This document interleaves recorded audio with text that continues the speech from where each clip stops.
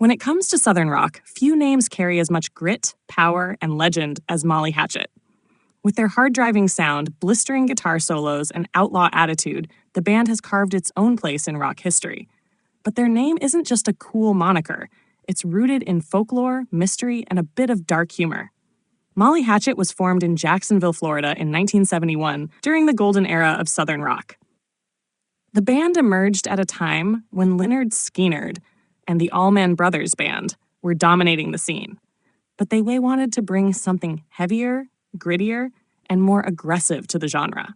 Their sound blended the blues-based swagger of Southern rock with the hard-hitting power of heavy metal, creating a style that set them apart. But before they could make their mark, they needed a name that captured their raw energy and outlaw spirit. The band found inspiration in a legend from the 17th century. According to folklore, Molly Hatchet was the name of a notorious woman who had a rather gruesome reputation. She was said to be an axe murderer who seduced men and then beheaded them. Whether this legend was based on fact or pure myth didn't matter to the band. The name carried the kind of dangerous, untamed vibe they were looking for. It was bold, it was eerie, and it fit perfectly with their tough, no-nonsense sound. From the beginning, Molly Hatchet wanted to stand out.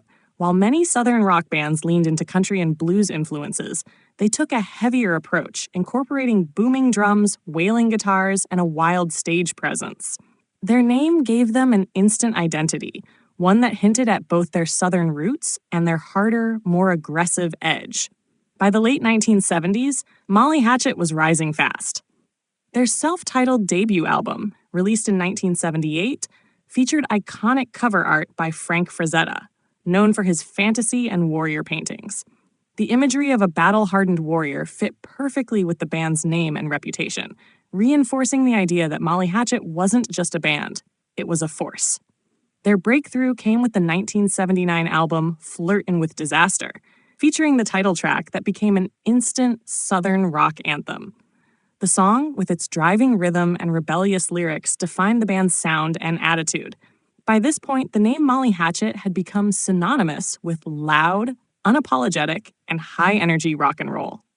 Throughout the 1980s and beyond, Molly Hatchet continued to tour and record, enduring lineup changes, industry shifts, and personal struggles, yet always staying true to their signature sound.